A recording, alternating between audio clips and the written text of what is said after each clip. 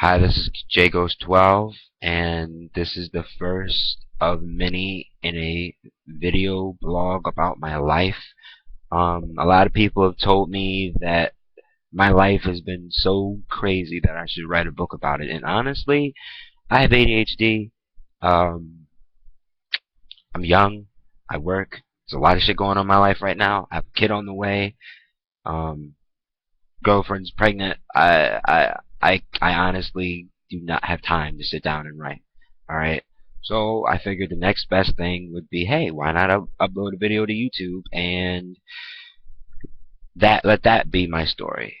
So I want to apologize in advance because I know the camera is very shitty. I'm using a webcam.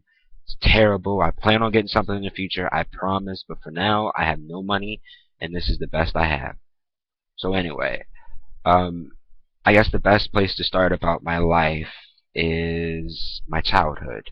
Didn't have a very happy childhood. A lot of people spent their childhood being babied by their parents loving them, giving them everything, spoiling them and whatnot, and blah blah blah. But no, not me. My childhood, I lived in fear of my parents. My parents ruled over me like a tyrant with an iron fist. And anybody that has black parents know that I they were not taking shit from me. If I talked back, I was getting the shit smacked out of me. There was no negotiation. There was no ifs, ands, or buts. It was a fucking dictatorship. I had no say in whatever was going on. And, um, I mean, my whole life, my parents and I never got along. My earliest memory was of me, put it this way, my earliest memory of my parents and me is my dad beating me with a belt for whatever reason. I can't imagine. I was like 5 or 6 at the time, but it used to get so bad that I used to get welts like on my arm for days. I would call the police on my parents. I know, yeah, no snitching, whatever, but dude, when you're getting beat on by your parents and you don't know what to do, what are you gonna do? Like, are you just gonna take it? No, you're gonna try and call the police, but when they don't believe you, then what are you gonna do? I mean, my parents hit me with a variety of things: belts, bats. I think my mom even threw keys at me once. I remember getting hit right below my eye because I was talking back to her, and she just come home from work and the keys in her hand, and that was the first thing she had. She threw it at me. Um, Shoes, slippers, anything my mom or my dad could really get their hands on was just that's what they used. And honestly, by the time I was 14, when I was 14 was when I started kind of getting it. Because I just, I just couldn't take it anymore. My whole life, I had been taking shit from my parents. My parents had been beating on me and telling me what to do, and I just got defiant. I just couldn't take it anymore, and I just started going nuts, man. Like, and that's when they started getting worse. They went from timeout to taking shit away from me, to beating me with plastic bats and belts, to taking all my stuff. My room was completely bare. I had nothing. And if I tried to do anything to get it, I'd get punished even worse. I was on punishment for so long that I just gave up. Like, I stopped trying to be a good kid because I felt like no matter what I did, my parents would find some way to make me the bad guy. So I stopped. I stopped trying. I honestly did. And I mean, the worst it ever got was when I was 16. Now, mind you, uh, all within a span of like a year and a half, I went to Job Corps. For those of you who know what that is, it's like a ghetto ass little college or whatever. And I got my GED. I was 16, but I didn't fit in right. I was 16, but it's like you ever seen a little chihuahua running around with like a pit bull? It just a pack of pit bulls. It just doesn't work. It's a little kid hanging with the little dog hanging with the big dogs. The little dogs are just gonna think that the big dog is just gonna think those little dogs are annoying. Like, I mean, come on. So I got into a fight while I was there. Got my nose broke. Got sent home. So I was home for probably a month and a half. Well, a couple months, and I was just shit was just the lowest point ever. My parents and me were bitching every day, and um sometimes I wouldn't even be able to sleep in my own room. My parents would make me sleep on the back porch in a tent, freezing cold. It's like uh you know it's like September when they started doing this until I called the cops and they couldn't do it anymore. And because they actually caught me, I was outside and my parents were inside and they called the cops over some stupid bullshit. And they put me out there and it was raining and the cop was like, "You can't have him out there. He's freezing. This is neglect. You can get locked up for this shit." And it toned down for a little bit, but then it got worse.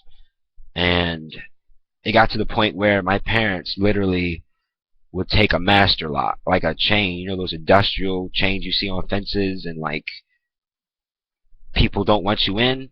The link's about this big, about that thick, and shit. They would wrap it around the fridge a couple times and then click one of those heavy duty industrial master locks on the fridge. And unless I did exactly what they wanted me to do when they wanted me to do it, I didn't get to eat. So I was like, I went through a week of this, you know, me being hard-headed, me being a defiant little kid. I was like, fuck this, you know, I'm not obeying rules, whatever. I don't give a fuck. I can survive without food. But being hungry is a bitch, which I would find out later on in my life. And I got through like a week of that shit, and I couldn't take it anymore. I just couldn't take it. And I woke up one morning. The final morning I was with my parents, matter of fact. I was 17 at this point in time.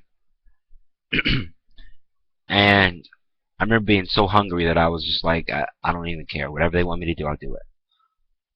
So the goal was, back then, I had to be dressed and ready to leave the house by 8 in the morning. So I wake up, get I had a little collared shirt or whatever because my parents wanted me looking for jobs. And I took it downstairs to iron it. My mom's like, "Well, that's not iron right." And she was like, I was like, "Well, it is iron right, blah, blah, blah. There's no wrinkles in it." She was like, "No, you need to iron it better." So she was upstairs. I took it to her upstairs to show her. Came back downstairs, ironed it, went back upstairs, and I was like, "All right, it's done. Can you open up the fridge now?" She was like, "Well, since you argue with me, you have to eat something out of the pantry." And I went downstairs, opened up the pantry. Well, guess what's in there? No food, no pasta, just manwich sauce. And that for all those of you who don't know what manwich is, it's like tomato sauce. Have you ever tried eating tomato sauce? No. It's nasty. It's disgusting. I'm not gonna eat that shit. I went upstairs, told her that, and my mom was like, "Well, I guess you're not eating today then." And then right there, I had my first blackout. I woke up, and for those of you that have ever had blackouts out there, they're very scary. You wake up, you have no idea what the fuck you've been doing.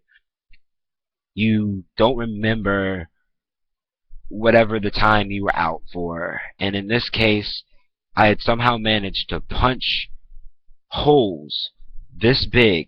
2 holes. Hold on, my lip ring fell out. Let me put this down. 2 fist-sized holes in a solid wooden door about that thick. And I'm not that strong. I'm on my good. I am. At that time, I was probably 5'4" and maybe 130 pounds soaking wet. All right, and that shows you how just berserk and pissed off I was. And when I woke up from the blackout, my mom is freaking out, like, "Oh my God, what the fuck did you just do?" And my dad's like, "Oh, I'm calling the fucking cops." So I'm like, "Fuck it, I'm gone." I left. Got my shoes on, dipped out, caught a bus, and then I did what any other 17-year-old kid that is stressed out would do. I smoked hella weed. One of my friends rolled up like 3, 4, 5 blunts, some loud, smoked that shit. Came back at 11:30 off a 2-hour bus ride, and it was still high.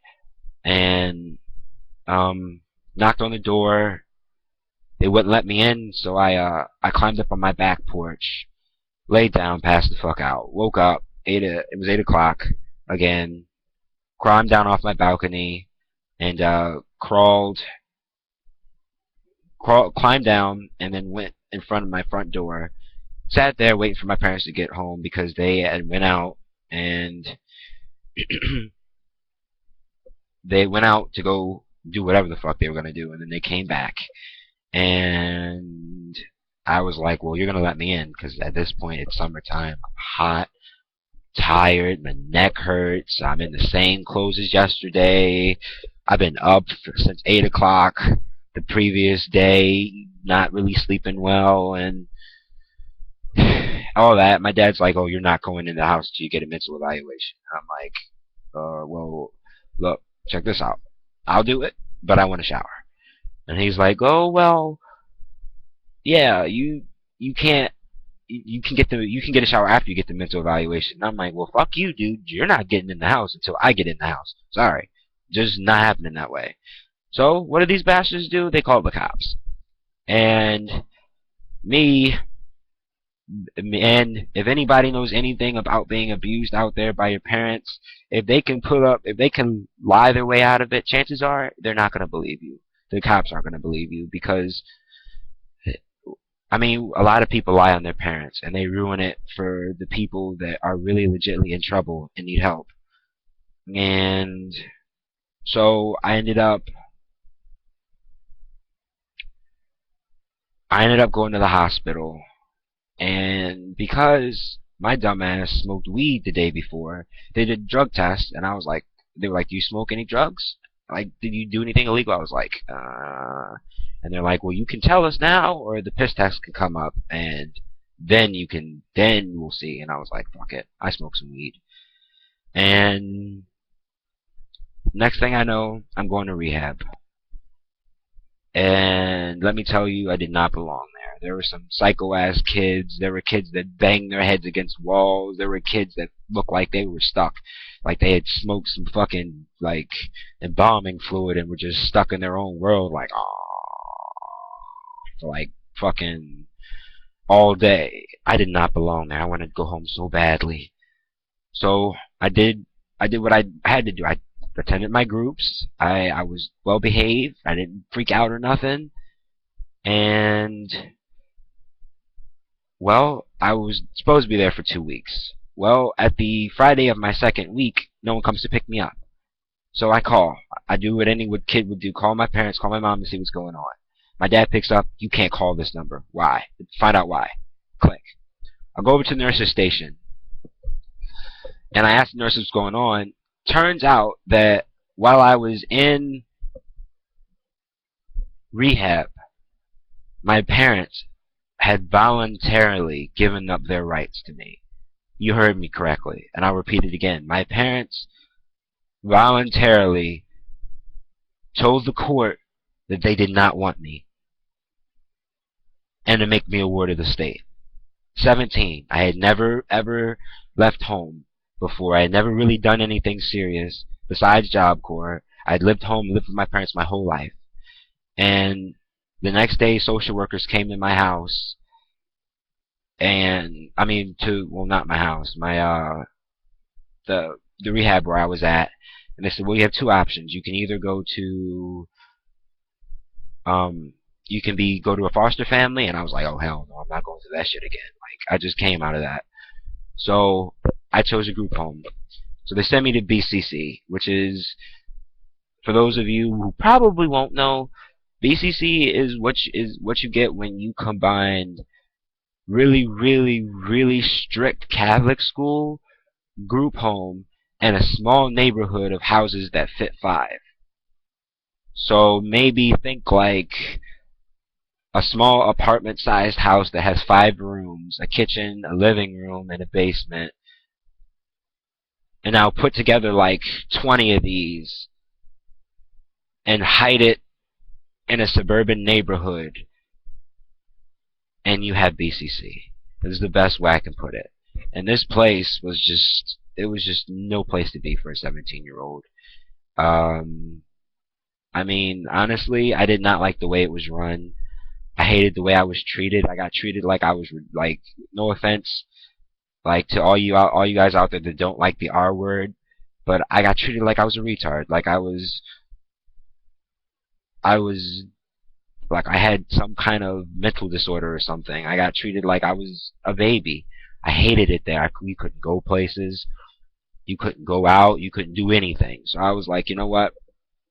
And I begged. I was like, hey, is there any way, I can go out places? They were like, oh yeah, if you go to semi-independent living, you'll be alright. I was like, okay. So I busted my ass, did everything I was supposed to do, went to semi-independent living.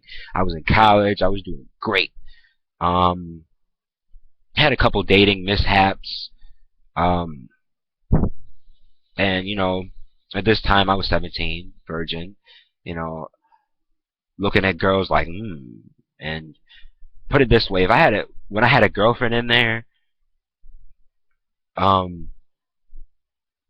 I literally could not hug her. I couldn't give her a kiss. I couldn't have private time with her. There was a staff always right there. Always needed to be right there. I couldn't do shit. So eventually when I got to college, what did I do? Since there's no staff to stop me, I sparked up a relationship with a girl that was with me. Fell in love with her. But she slowly but surely ruined my life. I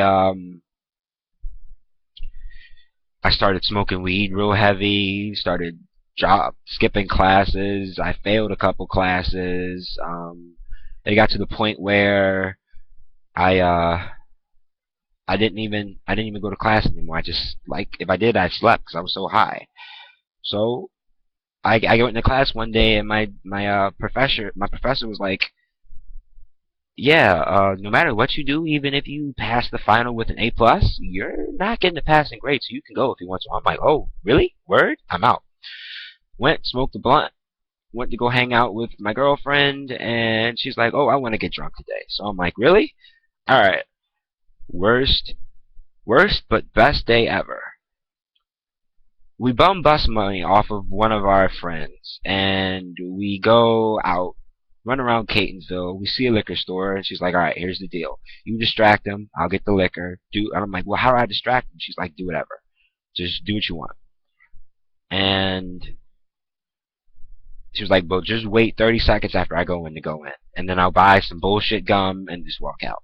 I'm like, all right. So I go in there. I immediately go in there, and everybody's like, who the fuck is this kid? Like, what the fuck? So I go in there, and I'm looking around, and I'm like, excuse me, do you know what the best vodka is for mixing drinks? And he's like, oh, what do you want to do with it? And I was like, what do you want to mix it with? And I'm like, because at this point I had never drank before, like ever. And me, like a dumbass, I go, oh yeah, I'm just gonna drink it straight. And they're like, they look at each other. We need to see some ID. And I'm like, well, I'm turning 18 pretty soon because I was going to turn 18 actually the next 2 days after that. And I was like, yeah, I'm actually not 21, I'm 18. These guys sent me in here to scope out the vodka because, I mean, they're coming, we're having a party later on, and they're like, oh, well, we can't let you be in here. So I was like, all right. So I left. And then she came out. We went to CVS, stole some iced tea, got really stupid drunk, and then we remembered that the group home picks us up from the college. So we had the bus ride all the way back to college. Got there just in time, and she's like, alright, act cool, play it off. So me, I'm drunk as fuck. I get in the fucking van. She immediately starts talking to the driver, acting all, not really drunk, but not sober either. And I'm talking to my buddies in the back, because they were also attending college, and they were like, the one boy on my right is playing with his phone. Since my birthday's in a couple of days and I'm drunk, I take his phone from him. And I'm like, oh yeah, you're gonna get me this phone for my birthday. And he's like, no, I'm not. Give me my fucking phone back. Gave it to him. Talking to my other boy, and I'm like, what are you gonna get me? And he's like, well, I'm not giving you a gift of over $100. And I'm like, how about this? How about you get me that phone, which is $50, and a $60 card? And he was like, did you not just hear me? I'm not getting you a gift over $100. Sorry. And I'm like, well, fuck you then. And I'm just cursing up a storm. And my girlfriend's in the front like, hey, Hasn't anybody ever told you not to curse in front of a lady? And I'm like, no, fuck. And just acting drunk the whole way through. So we get to the group home. My drunk ass goes to lay down because I'm just so drunk. Like I've never been that drunk in my life. Honestly, for a first time drinker, I shouldn't have drank nearly as much as I did. The bottle was this big. Alright? I don't know if y'all could see that. Like the bottle was this big. Alright? I probably drank about that much of it. Alright, and she crushed the rest. And I've never been so drunk in my life. I was so wasted that I felt like if anybody's ever seen Get Him to the Greek, the scene where he drinks the absinthe, that's how I felt. I was tripping balls, dude, and I don't even know what the fuck what it was I drank, but I was just so drunk it just wasn't even funny. And I remember sitting in my bed, and I remember everything was a blur from then on. I remember that we were supposed to go down to dinner, and our dinners are like Hogwarts style. All the students, or I guess the occupants of the group home, and all the staff, all are just sitting there eating. And I was like, dude, I'm not going down there because if someone sees that I'm drunk, my life is pretty much over. And I went over to a different house. I remember trying to go over to a different house because they were telling me that I couldn't stay in the house because I wouldn't be able to be supervised. So I would have to go with one of the houses that doesn't go down to go down for dinner. So I went over to house 3. House 3 was going down to dinner. So I went to walk over to house 4. In the process of walking over to house 4, I threw up. Like, and I'm not talking no little baby. Ew, no, I'm talking about like Exorcist, projectile vomiting, fucking puke everywhere. Your stomach goes from being full to fucking not full. Puke up everything in your fucking everything in your stomach. Puke. And I puked for like 10 minutes. I was puking. Matter of fact, I was puking while I was walking over there. Got in there, passed out on the couch, puke all over me, fucking fucked up. And one of my RAs talks to me like, yeah, you gotta go see the nurse. The nurse wants to see you. I'm like, no, I'm sick. So he's like, well, alright, well, I'm gonna need you to go back to your own house. And I'm like, alright. So I go back to my own house. I lay down. And I hear my RA talking to my girlfriend. Because the space from where my door is and the front door is, because she lived in another house from me.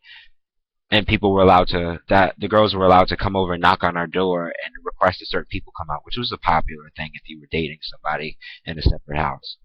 And I remember hearing distantly her calling for me, and my RA like, oh, he is sick, he's sick, he can't come. So I'm like, alright, well, maybe I'm dreaming. Come to find out it wasn't a dream. The next day she AWOL. And by AWOL, I mean she took, no offense to gay women, but she took a gay girl, AWOL with a gay girl, and fucking left 2 days before my birthday. So for these 2 days, they were the most miserable days of my life. I was so depressed. I was so sad. I was just so tired. My life sucked. Any privileges I had were taken from me because I got drunk. I went to college. I was still allowed to go to college. I went to college and I just didn't do anything. I just was so depressed. I just sat there. And eventually, I was sitting there depressed. It was my birthday. I was sitting there depressed, writing Facebook statuses. You know, when you get depressed, you write up fucking Facebook statuses. Oh, I'm so depressed, and I wish this would happen. Writing fucking depressive poetry and shit. And then she comes up behind me, and she puts her hands over my eyes and says, guess who? Happiest moment ever. And I'm like, what are you doing here? She's like, I'm AWOLing, but I came back to get you because I feel bad. I left you behind. And I was like, well, what do you want me to do? I mean, I'll come with you if you want. And she was like, okay. I'm like, well, let me go home, back to the group home, pack my shit. Um, Let me pack my shit, celebrate the rest of my birthday, and I'll jump out my window and I'll meet you at the bus stop because there was a bus stop down the street from the group home. So I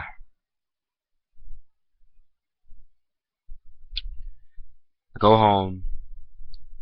I celebrate my birthday. There was cake, but I felt so bad. It felt so unreal because I was lying to these people. All my RAs, my fellow, I guess, roommates, they didn't know that I was jumping out my window later on in the night. They're all acting like they're gonna see me tomorrow. They're planning future stuff, and I'm like, well, yeah, maybe that. But in the back of my head, I'm like, dude, I'm gonna jump out my window tonight. Like, this is crazy. So, sure enough, the time that we planned comes. I jump out of my window, and she's waiting there for me. And from then on, it was just like, for the next like week and a half, we did whatever we could. We stopped in abandoned houses. We bounced around Baltimore City, sleeping, carrying crap with us. Um, she actually had to go to the hospital once, and they sent us back to the group home, and we jumped out of our windows again. Out of our windows again, got more shit and left, and we just pretty much were homeless for a while. But I'm pretty sure you guys have heard enough for one video, so I'm gonna upload the next segment probably in a little while, if not tomorrow. And yeah, this is JGhost12. If you're listening to this, thank you. Keep it easy.